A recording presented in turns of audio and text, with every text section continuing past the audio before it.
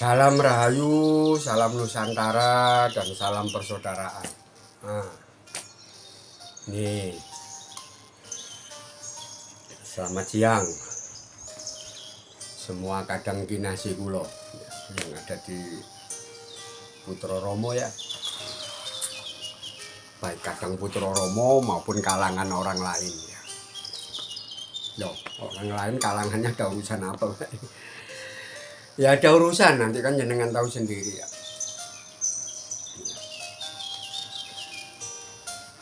Ini juga sama yang kemarin ya, kok masalah Romo Pusat, Romo Cabang itu ya. Ini juga apa ya? Tapi kalau ini bukan keluh kesah. Kalau kemarin itu kan keluh kesah ya, masalah Putra Romo Pusat, Cabang, dan ya Putra Romo Sempalan atau abal-abal itu keluh kesahnya beberapa kadang enom dan kadang sepuh yang merasa terganggu dengan omongan yang kayak begitu ya. Kalau ini lain lagi ya. Ini bukan keluh kesah ya. Tapi ini tentang kesadaran dari satu kejadian yang kita alami.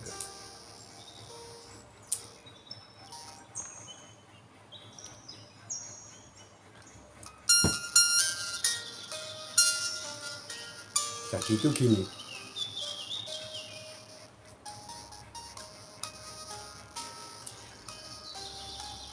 bukan hanya beberapa, tapi banyak dari Putra Romo itu ya, saudara kita, kadang kita yang di Putra Romo itu punya keyakinan yang kayak gini. Pak D, katanya ya Pak D, ya, orang yang menjalankan wahyunya Kanjeng Romo itu hidupnya pasti dicoba kayak begini ya Pak D. Dicoba kayak begini gimana? Asal mulanya saya bertanya seperti itu. Harus siap hidup melarat, harus siap hidup terlunta-lunta, harus siap kesandung dan kesampah. Apa betul Pak di Romo ngomong kayak begitu? Dan semua putra kekudangannya Romo itu kalau menjalankan wahyunya Romo itu pasti mengalami hal yang kayak begitu. Itu apa benar Pak?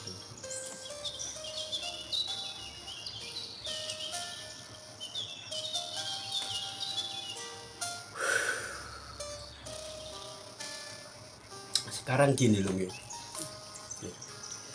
Kalau jenengan merasa dengan menjalankan kunci, pauling, asmo medil dan singkir ya, atau wahyu yang pernah diterima atau di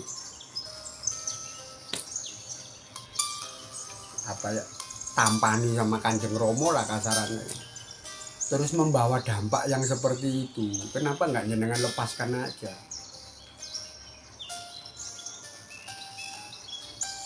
Dan lagian ya, mana ada yang namanya wahyune Gusti, wahyune alam semesta, wahyu kaluhuran, nggih, wahyu kasampurnan. Ya, terus membawa dampak, efek, imbas, akibat yang seperti itu bagi orang-orang yang menjalankannya. Loh ini loh. Ini gimana? Jenengan ini gimana ya sebenarnya?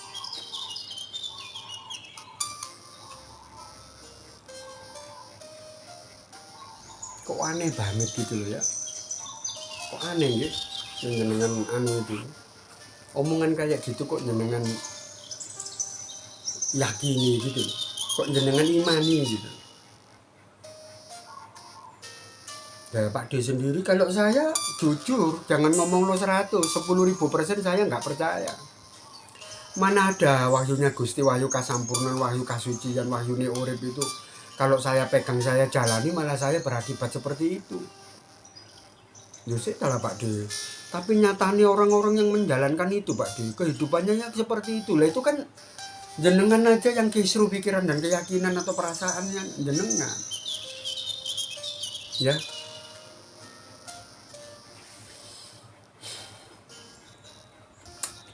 Maksudnya Pak D ngomong kayak begitu gimana? Loh, kalau kamu merasa hidup kamu itu terlunta-lunta, kamu melarat, uripmu kejungkel-jungkel, lah apa kok mbak hubung-hubung ambek lakumu nang ngene kuncine urip? Lho kok jenengan ini aneh sih. Lah wong di luar sana orang yang nggak ngerti kuncine urip, nggak pelaku kunci lho, uripe lho ya nggak jauh dari jenengan kok ya terjungkal-jungkal, yang miskin, yang melarat, ya sakit-sakitan. Loh, terus apa hubungannya dengan apa yang terjadi dengan hidup jenengan, dengan apa yang ada di dalam kuncine urip itu tadi? Loh ini loh Mas, Mbak, Kakung, ya. Kalau jenengan dulunya ya merasa sekian lama secara bertahun-tahun itu saya hidup terlunta-lunta kayak omongannya Kanjeng Romo, kesandung, kesempar, kesaruk, kejungkel gara-gara lah. Kok jenengan cocok-cocokan di situ? Bahkan saya punya teman sampai sekarang hidupnya itu hampir nggak bisa makan, lo kok nggak dibuang aja? Lo kok nggak dibuang aja, kok nggak mbak culno? Ono wahyu nggarakno uripmu koyo ngono kok sing mbak gegem kan kamu goblok. Gitu loh. Goblok enggak? Kalau kamu punya keyakinan yang kayak begitu loh, wis seru ajaran iki nggarakno kon gak sehat jasmani, nggarakno kon gak sehat rohani, nggarakno kon gak sehat ekonomi, kok sing mbak gegem kan berarti kon goblok. Kok gak mbak gua terus golek ajaran liya? Kan gitu harusnya. Gitu loh.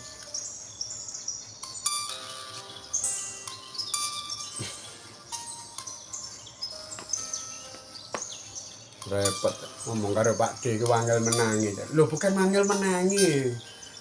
Karena jenengan itu omongan jenengan gampang tak tekuk itu karena apa sih? Omongan jenengan itu nggak nalar, nggak logika. Iya.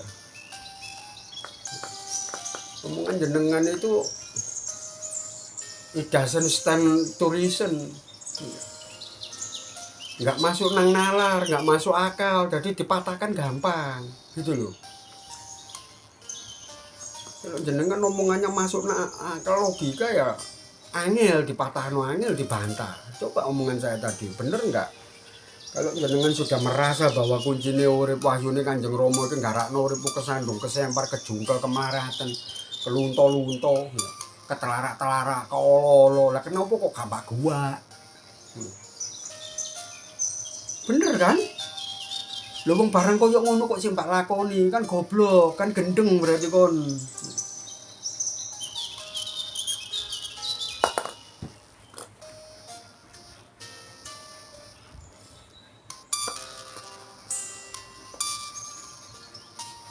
Gak ngono Pak De, lu kan Romo dhewe ngomong masuk awale koyo ngono. Pokoke sampean yo ojo wasu melang, gak bakalan Kanjeng Romo ninggalno sampean. Engko pasti akhirnya happy ending, indah pada akhirnya.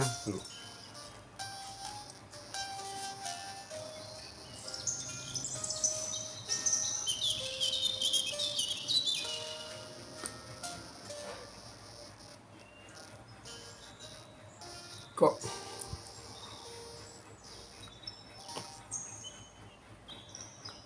jenengan ini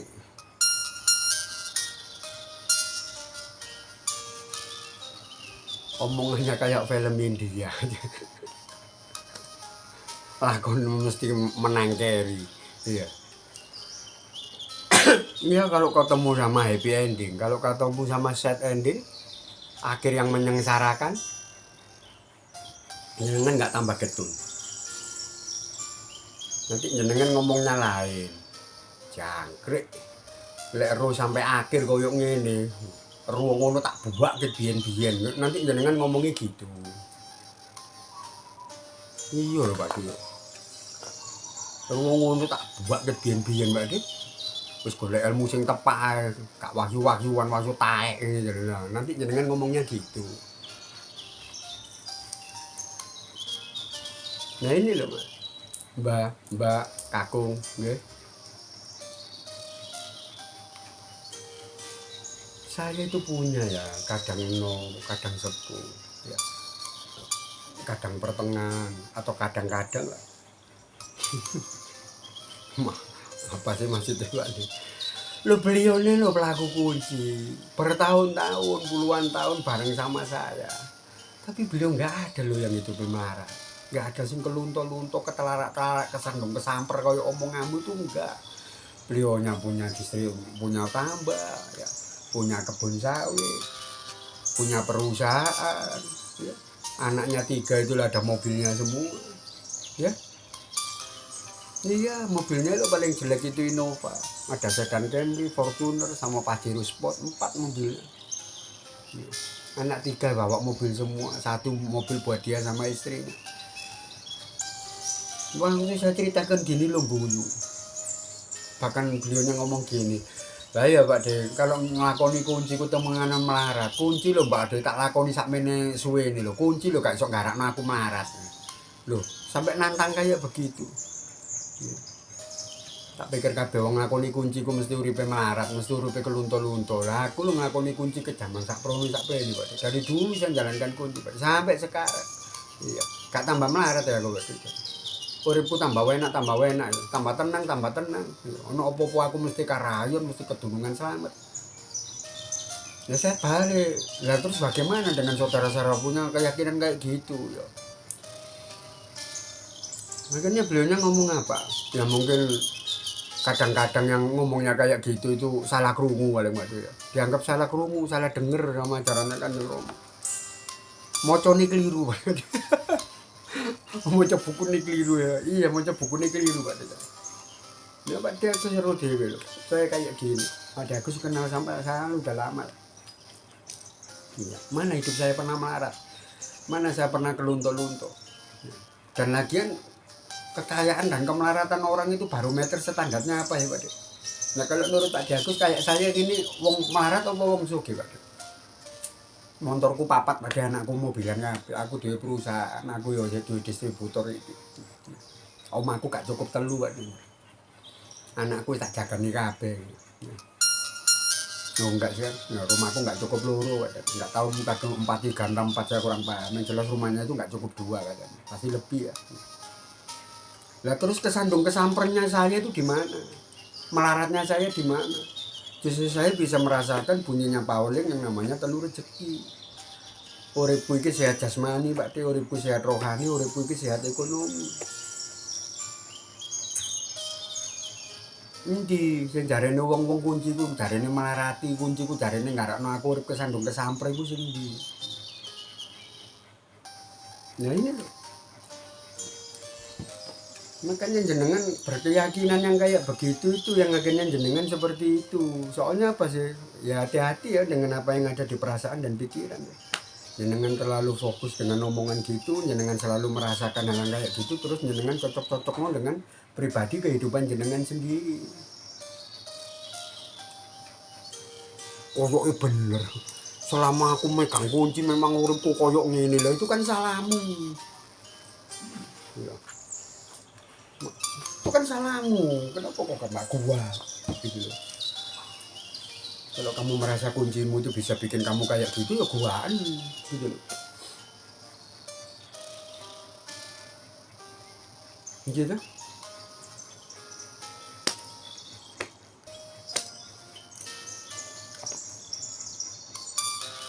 Guaan gitu. Kalau jenengan merasa seperti itu. Ya Pak De aku sendiri loh, kalau saya sendiri loh Mbak, saya itu nggak pernah merasa kesandung kesamper loh. Saya rokokannya masih bisa, saya makannya masih bisa, sampai sekarang sendiri napas hidup ya masih saya pegang. Saya bisa bikin YouTube, bisa ngomong, bisa melek, bisa mendengarkan suara apapun. Saya masih bisa jalan. Saya punya anak, punya istri, saya juga punya rumah, saya bisa main ke sana kemari. Loh, di mana letak kesandung kesamper saya itu di mana? Letak kesengsaraan saya sebagai pelaku kunci itu di mana? Paling jenengan ngukurnya itu sama uang paling. Yang jenengan maksud kesandung kesamper itu nggak punya pabrik, itu mungkin ya. Nggak punya kebun sawit yang sampai 10, 15, 20 hektar. Gak jadi romoni tambak ya.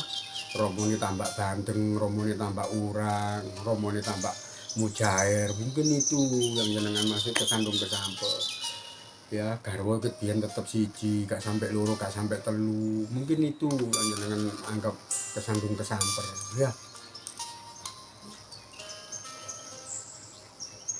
Yang kita sudah tenang, adem, ayem, tentrem, hidup penuh kebahagiaan, hidup terselamatkan, uripku iki selalu karahayo. Kok jenengan bisa punya pikiran kalau menjalankan wahyunya Romo itu pasti melarat, pasti kesandung, kesamper, masih ke olo-olo, ketelarak-telarak loh. Jenengan ini sebenarnya ini omongan opo sih gitu, omongan opo gitu loh, keyakinan opo gitu, buku opo sing sampean waca, iku catetane Romo apa catetane buta.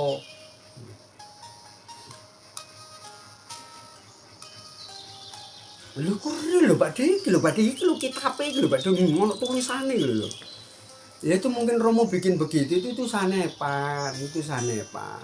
Ya, itu bahasa kias. Bahwa orang menjalankan kunci urip kesandung kesamper iku saking sorone gitu ya.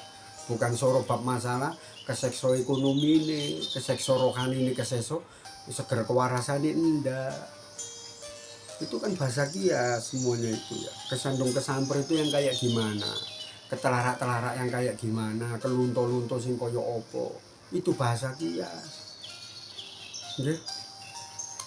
Kayak apa Pak di kiasane Pak Di? Kalau sudah sining koran wingit kayak gitu, nanti telepon saya aja ya. Di situ di hashtag saya nanti tak kasih nomor telepon ya. Nanti telepon saya. Apa sih Pak Di sing dimaksud itu tadi Pak Di? Sing Pak diomongkan itu kesandung kesamper ke olo-olo ketelarak-telarak. Ya, kudu surut urat marat dalam pengertian yang apa sih Pak Di? Lah itu loh. Lah wong bahasa sanepane gae mbak lepuk-lepuk nang ngene bahasa kasunyatan lho repot.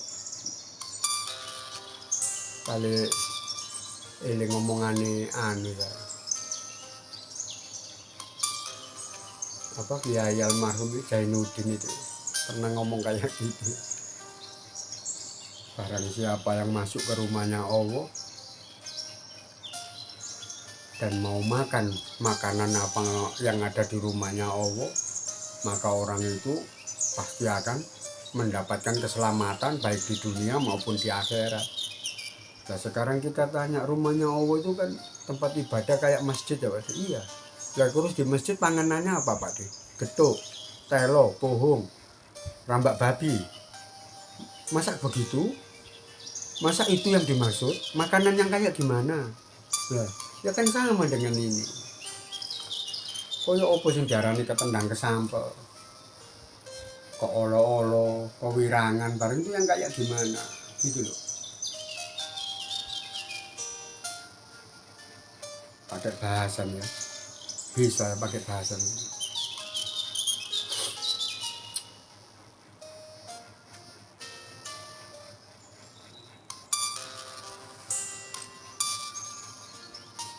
Jadi jenengan nggak salah paham dengan omongan-omongan ngaco kayak begitu. Iya kadang ya saya ya heran loh. Kadang Putro itu kalau ngomong itu ya bukan saya ngukumi loh ya. Ada ya sebagian atau sebagian besar itu ngomongnya itu enak didengarkan telinga, bisa bikin rasa itu tentrem, bisa bikin pikiran itu wening. Tapi kadang juga ada sebagian 1, 2, 3, 4, 5, 6 dan 7 ya. Entah mereka ini oknum Putra Romo atau Putra Romo yang nggak tahu bener tapi keminter, ya, kemiso ya. Terus ngomong dengan kalimat yang enggak galangkan ilmunya Romo dicocok-cocokno karo perjalanan uripe. Akhirnya kadang nom sing ngrungokno iku mang keweden karepe dhewe, kebingungan. Ya kalau saya menjalankan ilmunya Romo terus koyo ngono, lah terus apa gunane? Wong aku belajar ilmu iku mang supaya slamet kok malah didadekno sing koyo ngene lho. Ini kan yang bikin kacau ini.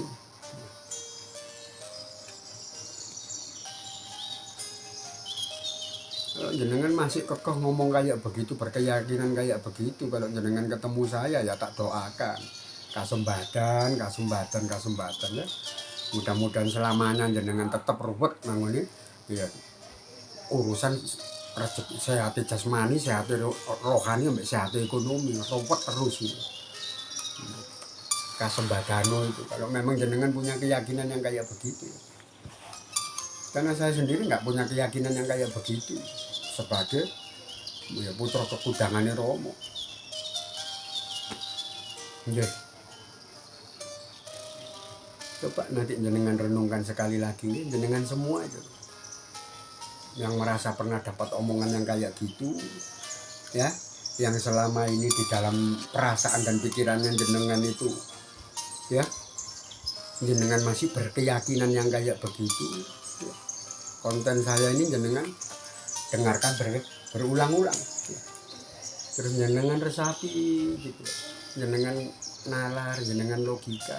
Ya. Bener nggak apa yang saya omongkan ini? Salah nggak yang jenengan yakini itu? Gitu loh, nggih. Sampun nggih. Salam Rahayu, salam Nusantara, dan salam persaudaraan.